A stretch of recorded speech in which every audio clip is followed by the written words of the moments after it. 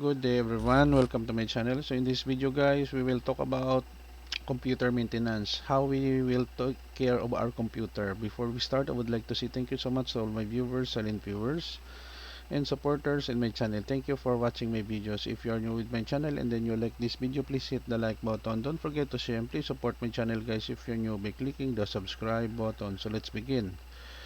Computer maintenance. Computer maintenance is crucial for ensuring optimal performance, longevity, and security of your computer system. Here are some general tips for computer maintenance. Number 1.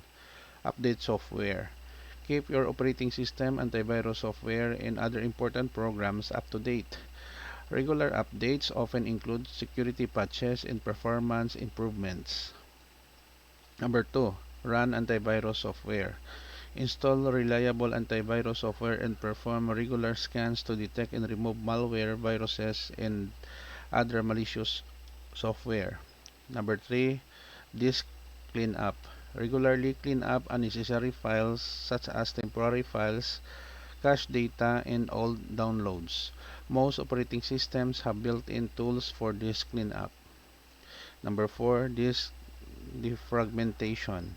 If you are using a traditional hard drive, not a solid-state drive, consider running disk defragmentation periodically to optimize file storage and improve system performance. Number 5. Backup important data. Regularly back up your important files and data to an external drive or cloud storage. This ensures that you can recover your data in case of hardware failure, accidental deletion, and other issues. Number 6, check for hardware issues.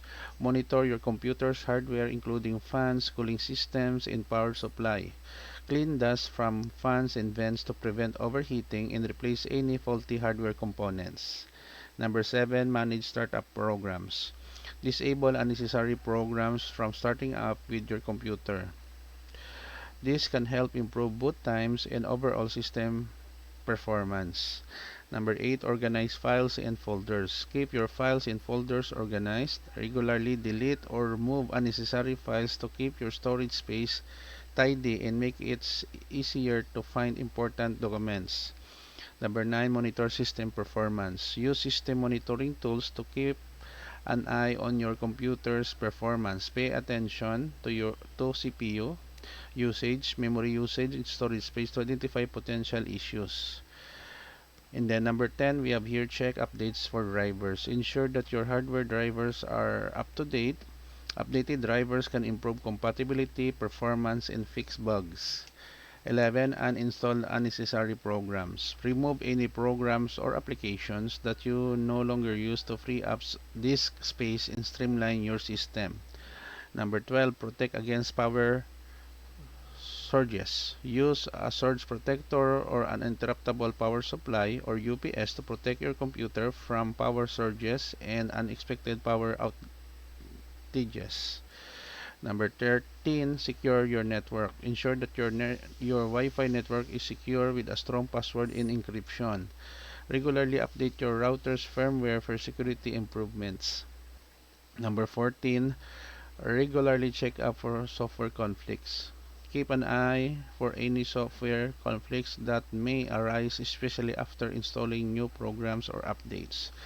By following these tips, you can maintain a healthy and efficient computer system. Regular maintenance helps prevent issues, improve performance, and extends the lifespan of your hardware. Okay guys, so this is the end of my presentation on computer maintenance. It is very important guys that we have to maintain the health of our computer so that we can use it efficiently and properly and avoid further problems.